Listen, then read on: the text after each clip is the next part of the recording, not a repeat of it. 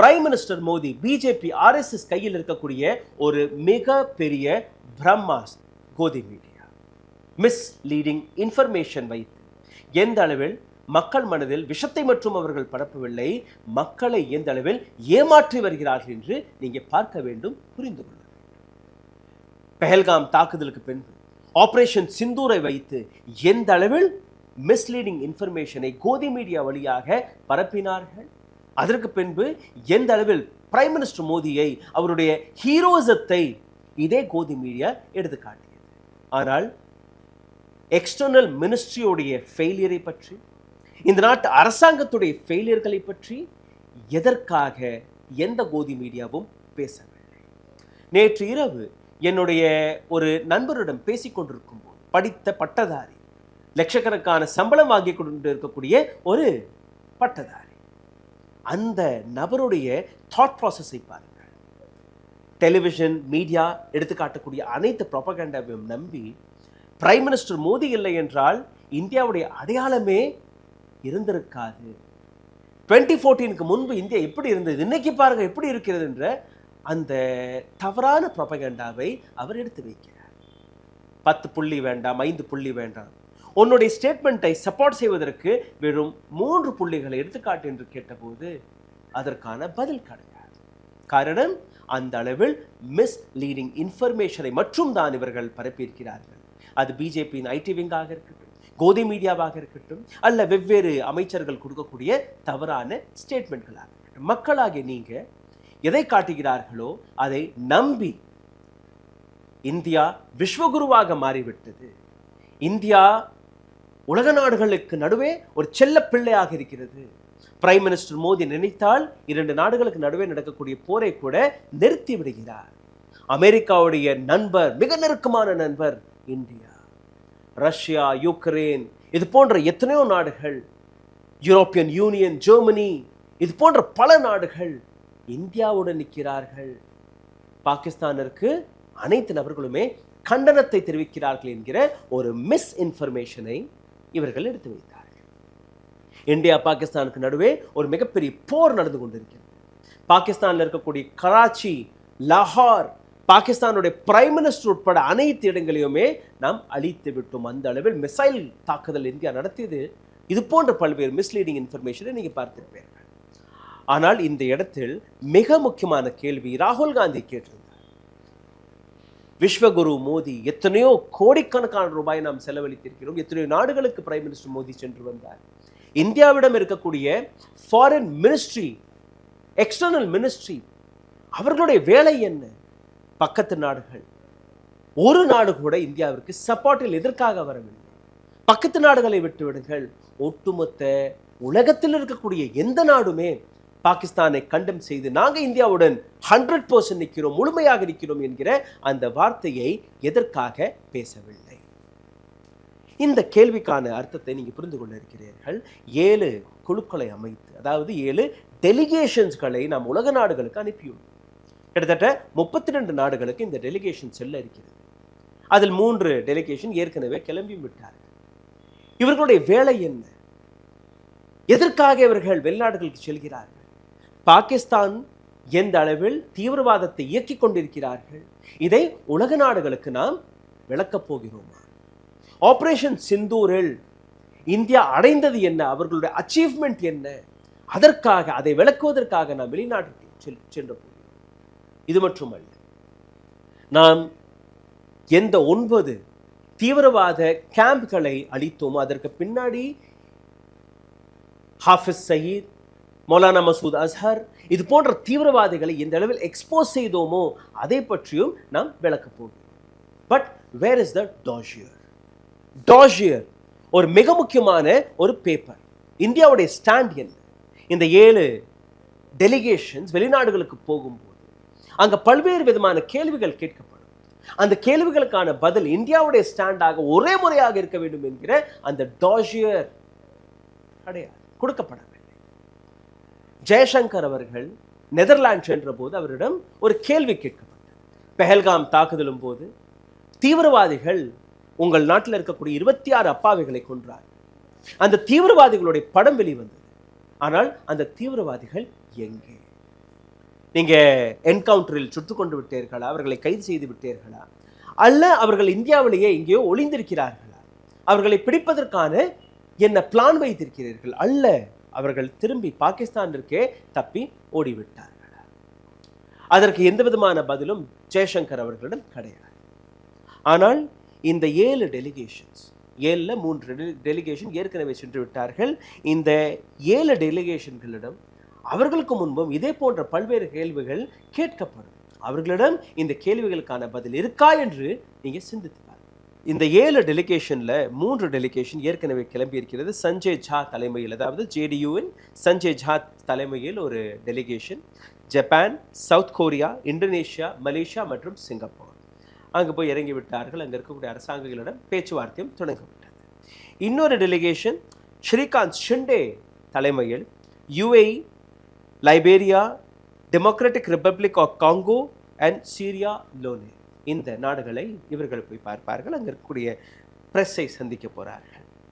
சசி தரூர் தலைமையில் 3வது delegation Panama, Colombia, Brazil மற்றும் யுனைடெட் ஸ்டேட்ஸ், அங்கே இருக்கக்கூடிய அரசாங்கம், அங்கே இருக்கக்கூடிய பத்திரிகையாளர்களை அவர்கள் போய் சந்திக்க போகிறார்கள். It's a brilliant idea where the communication has to be established. India தரப்பிலிருந்து நம்மளுடைய ஸ்டாண்டை உலக நாடுகளுக்கு நாம் நிச்சயமாக விளக்க வேண்டிய அந்த அவசியம், அதை ரொம்பவே பிரில்லியண்டாக இவர்கள் எடுத்து வைக்க போகிறார்கள். ஆனால் what are they going to achieve? மிகப்பெரிய கேள்வி. அங்கே போய் அந்த நாடுகள்கிட்ட போய் ஏதோ சப்போர்ட் கடிதம் எல்லாம் ஆக போகிறார்களா, இல்லை இவர்கள் போகக்கூடிய ஒவ்வொரு நாடும் இந்தியாவிற்கு சப்போர்ட்டில் வந்து நிற்க போகிறார்களா? ஒவ்வொரு நாடும் விட்டு விடுங்கள், 32 நாடுகள், அதில் ஒரு 15 நாடு, 16 நாடு, ஒரு 10 நாடு, இந்த மாதிரி எங்களுடைய சப்போர்ட் கையெழுத்து போட்டு இந்தியாவிற்கு இருக்கிறது. இந்தியா மிகப்பெரிய தீவிரவாத தாக்குதல்களை சந்தித்து வருகிறார்கள், பாகிஸ்தானை நாங்கள் கண்டம் செய்கிறோம், தீவிரவாதத்திற்கு எதிராக நாங்கள் இந்தியாவோட நிற்க போகிறோம், இது போன்ற ஏதாவது கடிதம் கிடைக்க போகிறது. What is the key result areas? எந்த விதமான ரிசல்ட்டை நாம் எதிர்பார்க்க போகிறோம்? இது எங்கேயாவது எழுதியிருக்கிறது, எங்கேயாவது குறித்திருக்கிறதா? Who's accountable? ரெஸ்பான்சிபிலிட்டி என்ன? டாக்ஸ் பேயருடைய பணத்தை வைத்து தானே பிரைம் மினிஸ்டர் மோடி உலக நாடுகள் எல்லாம் சுற்றி வந்தார். அதே டாக்ஸ் பேயர்களுடைய பணத்தை வைத்து தானே இந்த 7 டெலிகேஷன் குழுக்கள் போய் வருகிறது, 32 நாடுகள். அப்போ அங்கிருந்து கிடைக்கக்கூடிய அச்சீவ்மெண்ட் என்ன? எதை நீங்க எடுத்து வைக்க போறீர்கள்? அங்கிருந்து எந்த விதமான ஆதரவை திரட்டி வரப்போகிறீர்கள்? எங்கேயாவது எழுதியிருக்கிறதா, எக்ஸ்பிளைன் செய்யப்பட்டிருக்கிறதா என்று நீங்க பார்க்க வேண்டும். ஒரு கம்பெனியில் நீங்க வேலை பார்க்கிறீர்கள், அந்த கம்பெனி உங்களுக்கு ஒரு டாஸ்க் கொடுக்குது. அந்த டாஸ்க் 6 மாதத்திலேயோ ஒரு வருடத்திலேயோ நீங்க முடிக்க வேண்டும் என்கிற ஒரு டாஸ்க். 6 மாதம் போய் ஒரு இடம் போய் அந்த கம்பெனி உங்களிடம் கேட்கும், சரி 6 மாதம் ஆயிருச்சு, ரிப்போர்ட் என்ன, இவ்வளோ உங்களுக்கு நாங்கள் சம்பளம் கொடுத்துருக்கிறோம், உங்களோட டிராவல் எக்ஸ்பென்ஸ் எல்லாம் இவ்வளோ நாங்கள் பார்த்துருக்கோம், பல்வேறு விஷயங்களை நாங்கள் உங்களுக்கு கொடுத்துருக்கிறோமே, இதற்கான ரிசல்ட் என்ன? அந்தந்த இடங்களுக்கு போனீங்க, மீட்டிங் எல்லாம் அட்டென்ட் பண்ணீங்க, ரிசல்ட் என்ன? Can't an employer has the right to ask you the same question? And we being the employers, அதாவது நாட்டு மக்கள் தான் இவர்களுக்கு சம்பளம் கொடுத்து இவர்களை வேலைக்கு வைத்திருக்கிறார்கள், including prime minister, including home minister, including defence minister, including finance minister, including the each and every person who is working in central or state government. Is this their responsibility to answer the nation? வெளிநாடுகளுக்கு நாம் சென்றிருக்கிறோம், வெளிநாட்டில் இருக்கக்கூடிய நாடுகளுக்கு நாம் explore செய்ய சென்றிருக்கிறோம். ஆனால் what about Indians? எதற்காக ஒற்றை ஸ்பெஷல் பார்லிமெண்ட் செஷன் கூட கூட்டவில்லை? இதற்காக இந்திய மக்களுக்கு நீங்க விளக்கவில்லை. வெளிநாடுகள் அங்க இருக்கக்கூடிய மக்களுக்கு எதை காரணம் காட்டி, எந்த கதையை சோடிச்சு, எதை நீங்க புரிய வைக்க போறீர்கள்? Pakistan is a rogue nation. பாகிஸ்தானில் இருந்து தான் தீவிரவாதம் பரப்பப்படுகிறது என்று ஒட்டுமொத்த உலகத்திற்கே தெரிந்த விஷயம், including America. UN listed global terrorist, America listed global terrorist, அனைவருமே ஹிஸ்புல் முஜாஹிதீன், லஷ்கர்-e தொய்பா, இது போன்ற அனைத்து தீவிரவாத அமைப்புகளுடைய ஹெட் குவார்ட்டர்ஸ் பாகிஸ்தானில் தான் இருக்கிறது என்று ஒட்டுமொத்த உலகத்திற்கே தெரியும். Where was Osama bin Laden found? the same Pakistan. Where is Hafiz Saeed? The same Pakistan. Where is Dawood Ibrahim? The same Pakistan. Where is Mir? The same Pakistan. Where is Maulana Masood Azhar? In the same Pakistan.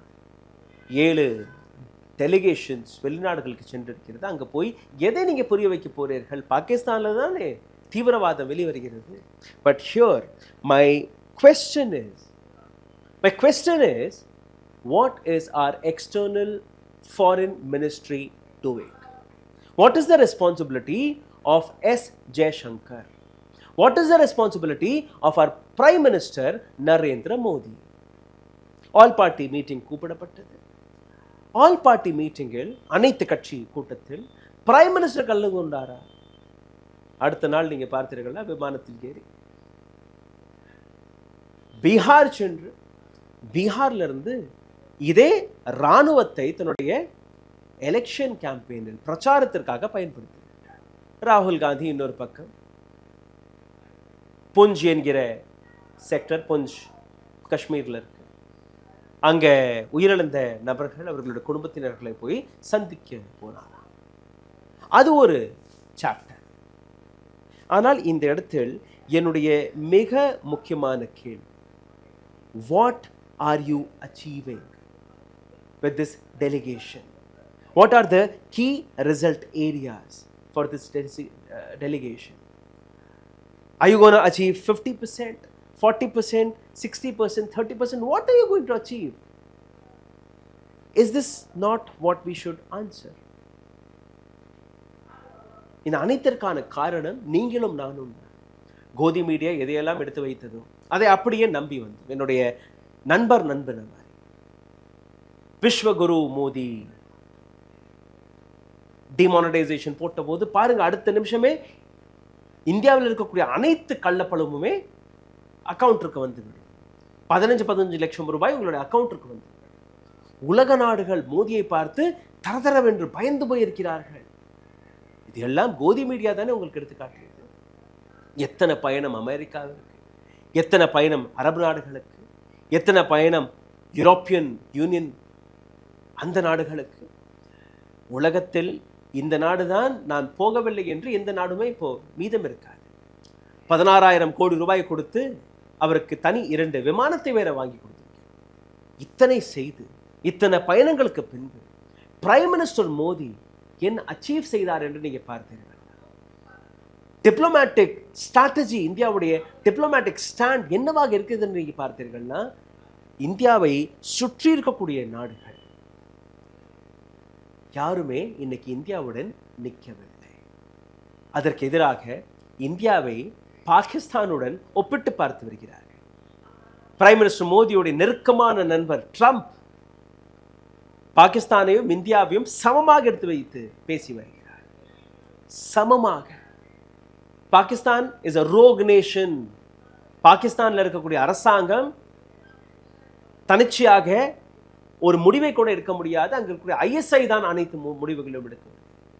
அங்களுடைய தீவிரவாதம் எந்த அளவில் வேறு கொண்டு விட்டது என்று நீங்க பார்த்தீர்கள்னா, அடுத்த 10 வருஷமோ 5 வருஷமோ இதை தாண்டாது இந்த நாடு என்று பல ரிப்போர்ட்ஸ்கள் வெளிவருகிறது.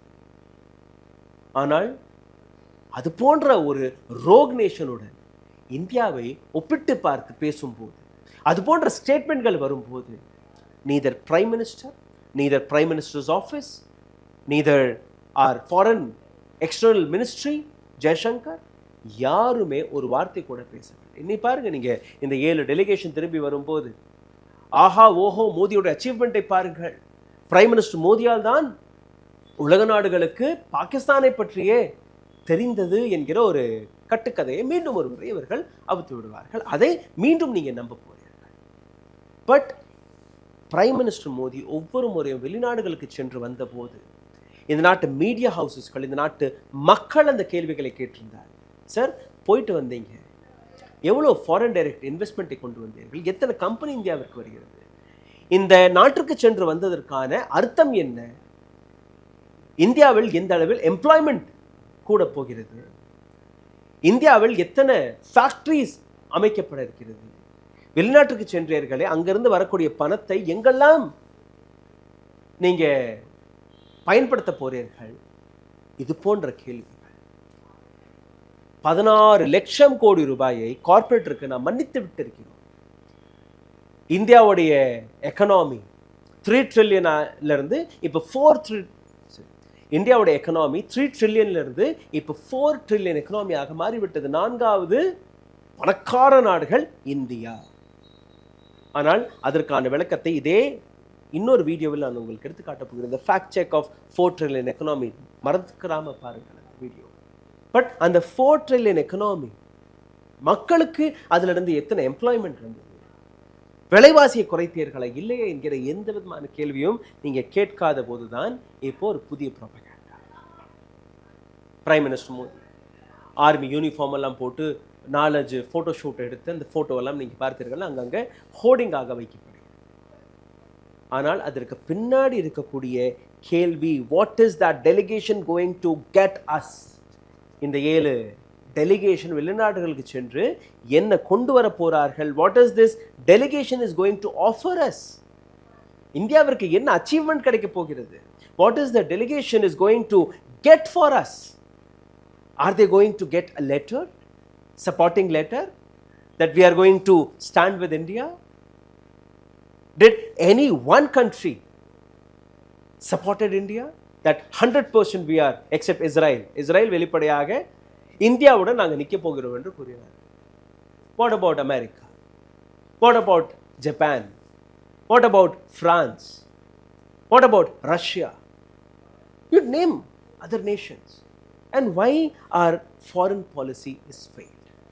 ட்ரம்ப் ஒவ்வொரு முறையும் என்னால் தான் சீஸ்ஃபயர் நடந்தது, என்னால் தான் 2 நாடுகளுக்கு நடுவே நடக்கக்கூடிய இந்த போரை நான் நிறுத்திவிட்டேன் போன்ற பல்வேறு ஸ்டேட்மெண்ட்களை கொடுக்கும்போது ஏன் ஃபாரின் மினிஸ்ட்ரி அதை கண்டெம் செய்யவில்லை? காஷ்மீரை பற்றி சமாதான பேச்சுவார்த்தையை ட்ரம்ப் நடத்தப் போகிறாரா? எதற்காக எஸ் ஜெய்சங்கர் உடனடியாக ஒரு ஸ்டேட்மெண்ட்டை கொடுத்து இது எங்களுக்குள்ள பிரச்சனை, Kashmir is an integrated part of our country, you don't have any right to talk about it. ஏன் சொல்லவில்லை? Because the foreign policy is failed. சுற்றி இருக்கக்கூடிய நாடுகள் பங்களாதேஷ், ஸ்ரீலங்கா, நேபாள், மால்தீவ், மயான்மார், இது போன்ற நாடுகள் கூட இந்தியாவோட நிற்கவில்லை. இன்னொரு பக்கம் நீங்க பார்த்தீர்கள், இந்த நாடுகள் they are inclined towards China and China is friends with Pakistan. வெளிப்படையாக ஓப்பனாக சைனா நாங்கள் பாகிஸ்தானுடன் நிற்கிறோம் என்று கூறுகிறார். பாகிஸ்தான் அண்ட் சைனாவுடைய மிலிட்ரி ப்ராக்டிசஸ் எல்லாம் நடக்கிறது.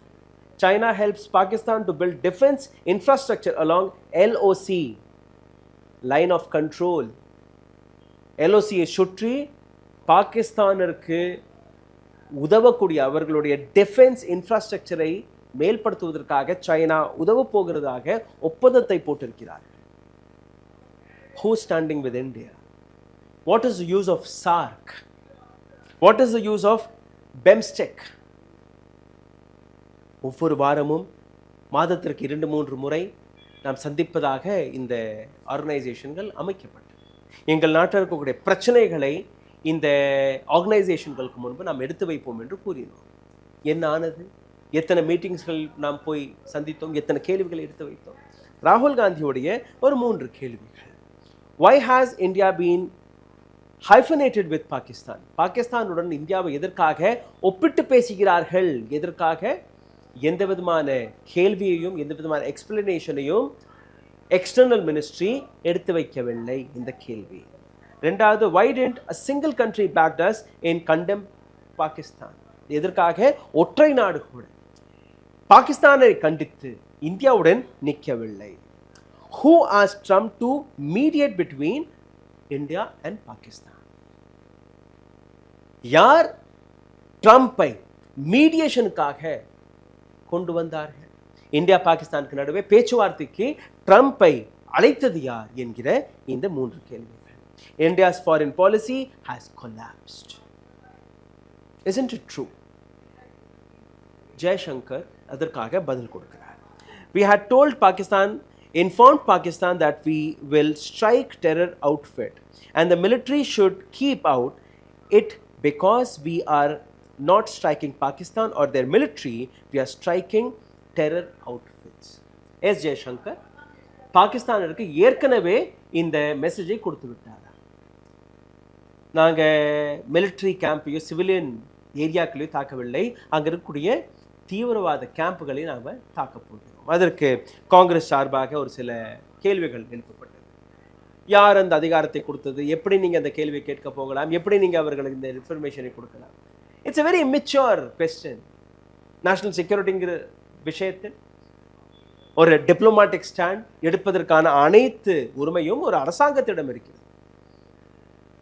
ஆப்போசிஷனில் இருக்கக்கூடிய காங்கிரஸ்டையோ இல்லை மற்ற நபர்களையோ விளக்கி பேசி அதற்கப்புறம் அவர்கள் போய் அந்த முடிவை எடுப்பதற்கு எந்த விதமான கட்டாயமும் கிடையாது. It's an immature question.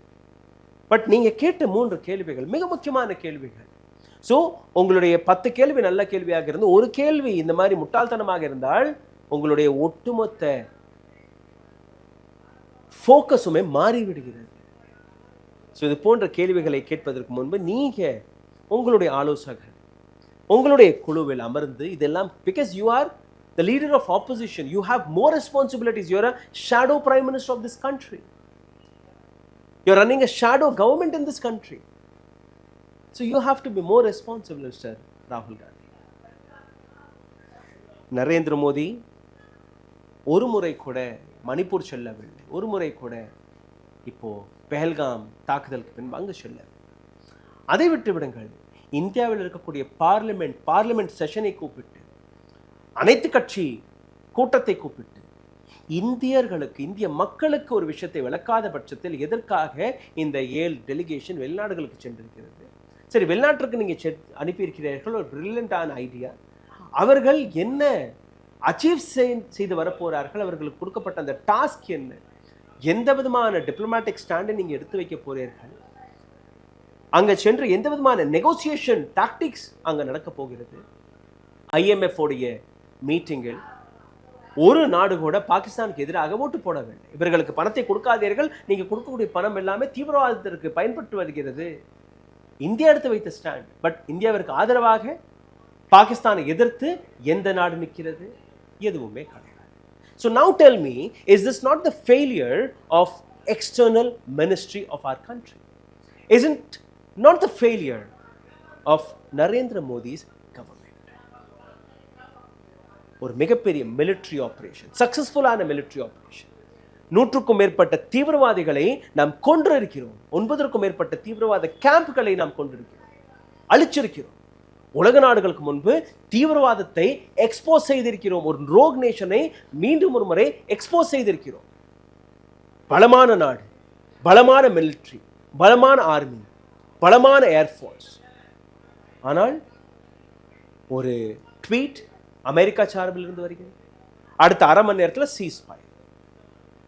Was it an operation or was it a war என்கிற அந்த கேள்விக்கான பதிலை கூட இதுவரை இந்திய அரசாங்கம் கொடுக்கவில்லை. அந்த 4 தீவிரவாதிகள், சுட்டுக் கொன்ற 4 தீவிரவாதிகள் எங்கே என்கிற அந்த கேள்விக்கான விடயம் இந்த நாட்டு அரசாங்கம் கொடுக்க வேண்டும்.